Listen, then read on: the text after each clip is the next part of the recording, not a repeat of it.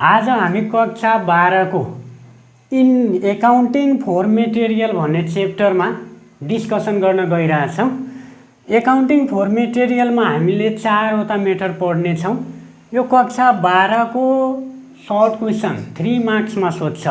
Fix question हो, चुजमा हुँदैन। यो एकाउन्टिङ फर मेटेरियलमा 3 वटा मेथड छ। फर्स्ट हाम्रो फिफो भनेको फर्स्ट इन फर्स्ट आउट। अर्को लिफो भनेको लास्ट इन फर्स्ट आउट। त्यसपछि थर्ड नम्बरमा छ weighted average cost method. Weighted average cost method भनेको यो पिरियोडिक इन्भेन्ट्री सिस्टम भन्नेमा आउँछ। क्वेसनमा सोध्छ weighted average cost method under periodic inventory system. यो यसपालिको 2079 को 12 को एक्जाममा सोधेको यसपालिको क्वेसन हो। यो यसपालि नै सोधेको थियो वेटेड एभरेज कस्ट मेथड भनेर अन्डर इन्भेन्ट्री सिस्टम। यसपालिको सोधेको क्वेसन हो। अर्को मुभिङ एभरेज मेथड वा मुभिङ एभरेज कस्ट फ्लो पनि भनेर भन्न सकिन्छ। अब यो च्याप्टरको कन्सेप्ट भनेर हामीले थोरै डिस्कसन गर्न गइरहेछौँ। एउटा रिसिप्ट कलम हुन्छ, अर्को इस्युड कलम हुन्छ र ब्यालेन्स हुन्छ। भनेको रिसिप्टमा प्लस गर्ने, यदि रिसिप्टवाला आइटम छ भने प्लस गर्ने, इस्युडवाला आइटम छ भने के गर्ने, माइनस गर्ने। अब कसरी बुझ्ने कि प्लस गर्ने कि माइनस गर्ने भनेर, यदि रिसिप्ट क्वेसनमा रिसिप्ट भनेको छ या रिसिप्ड छ वा पर्चेज छ, सरप्लस प्रॉफिट या फ्रम लागेको छ भने प्लस गर्ने। यदि क्वेसनमा issued, sales, deficit, loss, wastage या सर्टेज अर्को 2 पनि लागेको छ भने के बुझ्ने, लस गर्ने क्वेसन छ। यसलाई के गर्ने, लेस गर्ने है, माइनस गर्ने। यसको मेन कन्सेप्ट चाहिँ के छ भनेको इन्डस्ट्री र अर्को चाहिँ स्टोरेज। एउटा स्टोर हुन्छ, अर्को इन्डस्ट्री हुन्छ। मेन कन्सेप्ट यसको यही हो। हामीले प्लस गरेर कसरी बुझ्ने, माइनस कसरी बुझ्ने भनेर स्टोरभित्र जे आउँछ त्यसलाई के गर्ने, प्लस गर्ने, र स्टोरबाट जे बाहिर जान्छ, इन्डस्ट्रीमा जान्छ, त्यसलाई के गर्ने, माइनस गर्ने। यसमा मेन फोकस गर्नुपर्ने स्टोरको हो। स्टोरभित्र जे आउँछ त्यो सबै प्लस गर्ने। स्टोरभित्र जे आउँछ सबै प्लस गर्ने र रिसिप्ट कलममा लेख्ने। स्टोरबाट जे बाहिर जान्छ त्यसलाई माइनस गर्ने, त्यसलाई इस्युड कलममा लेख्ने। हामीले एकाउन्टिङ फर मेटेरियलको क्वेसन सल्युसन गर्न गइरहेछौँ। क्वेसन फर्स्ट छ हाम्रो store ledger under FIFO method. FIFO मेथडबाट हामी सोल्भ गर्न गइरहेछौँ र कुन मेथडबाट कसरी एड गर्ने, कसरी लेस गर्ने भन्ने कुरा फर्स्टमै कन्सेप्टमा म बताइसकेको छु। यहाँ मात्र म सोल्युसन गर्न गइरहेछु। क्वेसन यहाँ चाहिँ हाम्रो चैत्र 1 देखि लिएर कन्टिन्यू चैत्र 22 सम्म। यसमध्ये हामीले कसरी यहाँ एन्ट्री गर्ने भन्ने कुरा देखाउन गइरहेछौँ। हामीले मेथड कुन फलो गरिरहेछौँ भने फिफो मेथड। फिफो मेथड भनेको first in first out. First in first आउटमा के छ कि यसमा भन्न के खोजेछ भनेको स्टोर हुन्छ, अर्को इन्डस्ट्री हुन्छ। स्टोरभित्र जे फर्स्टमा आइरहेछ त्यसलाई फर्स्टमा पहिला निकाल बाहिर, यदि लास्टमा आइरहेछ भने लास्टमा बाहिर निकाल। फिफो मेथडले यो कुरा भन्न खोज्छ र मेन फोकस हामीले स्टोरमा गर्ने हो। स्टोरभित्र जे आउँछ त्यो प्लस गर, स्टोरबाट जे बाहिर जान्छ त्यसलाई के गर, माइनस गर। मेन फोकस गर्ने हो। फिफो मेथडमा फर्स्ट जे आउँछ त्यसलाई पहिला फर्स्टमा निकाल्ने, लास्टमा जे आउँछ त्यसलाई लास्टमा निकाल्ने। यहाँ क्वेसन हाम्रो छ चैत्र 1 को opening balance 100 units @RS 30 rupees. हाम्रो फर्स्ट ओपनिङ ब्यालेन्स, ओपनिङ सुरु गरेको छौँ कतिले, 100 युनिटले। 100 युनिटले सुरु गरेको छौँ, जसमध्ये एउटा युनिटको कति परिरहेछ, 30 रुपैयाँ। अब हामीले सुरु गर्न गइरहेछौँ। यहाँ चैत्र 1 को दिएको छ फर्स्टमा ओपनिङ ब्यालेन्स। ओपनिङ ब्यालेन्सको डाइरेक्ट ब्यालेन्समा लेख्ने, रिसिप्ट र इस्युमा नलेख्ने, डाइरेक्ट ब्यालेन्समा लेख्ने। क्वान्टिटी हाम्रो 100 युनिट छ र रेट 30 छ। गुणा गरिसकेपछि कति हुन्छ 3000। अब यसको एन्ट्री भयो। यो कलमलाई अब के गर्ने बन्द गर्ने। अब अर्को डेट चैत्र 5 मा पर्चेज छ। पर्चेज भनेको प्लस गर्नुपर्छ। प्लस वाला आइटमलाई हामी कुन कलममा लेख्ने रिसिप्ट कलममा। पर्चेज कति युनिट छ यहाँ 150 युनिट। यसको रेट 32 छ भनेको पर्चेजको कलम कहाँ छ रिसिप्टमा लेख्ने 150। यसको रेट छ 32 गुणा गरेपछि 32 × 150 गर्यो भने 4800 भयो। र यही सेम कुरालाई यहाँ सार्ने। अब पर्चेज भनेको प्लस गर्नुपर्छ।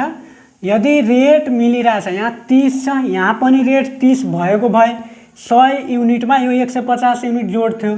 तर यहाँ रेट 30 छ यहाँ 32 छ। रेट त डिफ्रेन्स भयो। त्यही भएर जस्ताको पहिला माथि जस्ताको छ त्यस्तै सार्ने त्यसपछि यो यहाँ ल्याएर लेख्ने 150 32 रेट भयो गुणा गरेपछि 4800 र यसलाई फेरि के गर्ने अब बन्द गर्ने। अब अर्को डेटमा हाम्रो छ चैत्र 10 मा। चैत्र 10 मा इस्यु छ। इस्यु कति युनिट छ 120 युनिट। हामीलाई इस्युड भनेको माइनस गर्ने घटाउने। हामीलाई घटाउनु पर्ने कति छ 120 युनिट। मेथड छ हाम्रो फिफो भनेको पहिला फर्स्टबाट घटाउने। फर्स्टमा पुगेन त्यसपछि सेकेन्डबाट घटाउने। सेकेन्डमा पनि पुगेन थर्डबाट घटाउने। यसरी क्रमशः जान्छ फर्स्टबाट। हामीलाई घटाउनु पर्ने छ 120 युनिट। तर यहाँ 100 युनिट मात्र पुगिरहेछ भने पहिला 100 युनिट मात्र घटाउने। 100 युनिटको रेट 30 छ 30 लेख्ने 3000 गुणा गरेपछि अब 120 युनिटमा 100 युनिट पुग्यो। अब बाँकी कति बच्यो 20 युनिट। 20 युनिट कहाँबाट लिने भनेको सेकेन्डबाट लिने। सेकेन्ड भनेको 150 छ 150बाट हामीलाई 20 युनिट मात्र चाहियो। 20 युनिट मात्र लिने 32 रेट छ 640। अब 120 पुग्यो हो यसरी गर्ने। फिफोमा पहिला फर्स्टबाट घटाउने। फर्स्टमा पुगेन भने सेकेन्डबाट घटाउने। सेकेन्डमा पनि पुगेन भने लास्टबाट घटाउने। अब यसलाई के गर्ने अब 150बाट 20 गयो भने कति बाँच्छ 130 युनिट।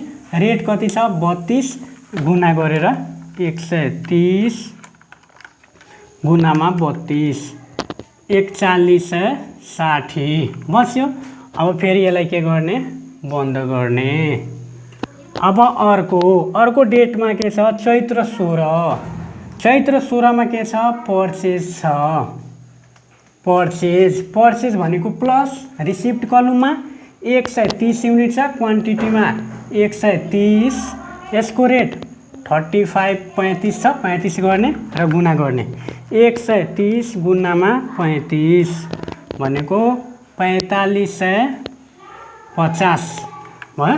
अब पर्चेज भनेको प्लस गर्नुपर्छ। प्लस कहाँ गर्ने प्लस माइनस बैलेन्सबाट हुन्छ। प्लस गर्नको लागि यहाँ रेट मिलिरहेछ। फेरि यहाँ 32 रेट छ यहाँ 35 छ। रेट मिलेन भने बेग्लै फेरि जस्ताको त्यस्तै माथिको जस्ताको त्यस्तै सार्ने। अनि तलको फेरि यहाँ पर्चेजबाट फेरि जस्ताको त्यस्तै यहाँ कुरालाई यहाँ ल्याएर राख्ने। 130 35 गुणा गरिसकेपछि 4550। युनिट मिल्नु परेन। युनिटले फरक पार्दैन। युनिट मिल्यो भने प्लस गर्ने त्यस्तो कुरा होइन। रेट मिल्नु पर्यो प्लस गर्नको लागि। यो युनिट प्लस गर्नको लागि रेट मिल्नु पर्यो। रेट मिल्यो भने डाइरेक्ट यो प्लस गरेर देखाए हुन्छ। तर रेट मिलेन भने बेग्लै देखाउने। यसलाई पनि अब भयो। यसलाई पनि बन्द गर्ने। अब अर्को चैत्र 22 मा। चैत्र 22 मा के छ इस्यु छ। इस्यु 200 युनिट छ। अब हामीलाई इस्यु भनेको यहाँ हेर्ने के छ माइनस इस्यु कलममा घटाउनु पर्छ। अब हामीलाई घटाउनु पर्ने कति छ 120 युनिट 200 युनिट घटाउनु पर्ने छ। तर हामीलाई यहाँ फर्स्टमा कति पुगिरहेछ 130 मात्र पुगिरहेछ। कति पुगेन 70 युनिट पुगेन। 70 युनिट पुगेन भने कहाँबाट लिने सेकेन्डबाट। भनेको अब पहिला कति घटाउने 120 मात्र 130 मात्र पुगिरहेछ। पहिला 130 लिने, यसको रेट 32 छ, गुना गरेपछि 4160। त्यसपछि अर्को अब 200 युनिटबाट 130 मात्र पुगेको छ। अब 70 युनिट लिनु पर्यो। 70 युनिट कहाँबाट लिने? सेकेन्ड युनिटबाट लिने।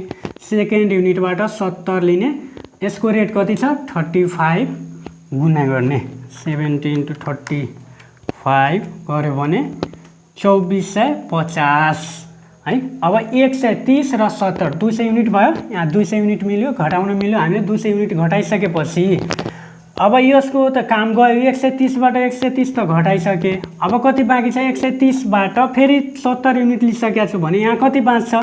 130बाट 70 फेरि घटायो भने कति बाँच्छ? 60 युनिट। 60 युनिट जस्ताको त्यस्तै सार्ने। त्यसपछि फेरि यहाँ 1 गुना गरेर 2100 गर्ने र यसलाई फेरि बन्द गर्ने है। अब अर्को 22, ल 22 सम्म मात्र छ हाम्रो। अब यसको एन्सर लेख्दा लास्टमा के गर्ने? सक्यो हाम्रो, यतिकै हो फिफो मेथडमा। एन्सर लेख्दाखेरि यसको क्लोजिङ स्टक भ्यालु कति हाम्रो लास्टमा कति बाँचेको छ? 60 युनिट्स @RS 35 = RS 2100 एन्सर। यसरी गर्ने। ल फिफो मेथड सक्यो।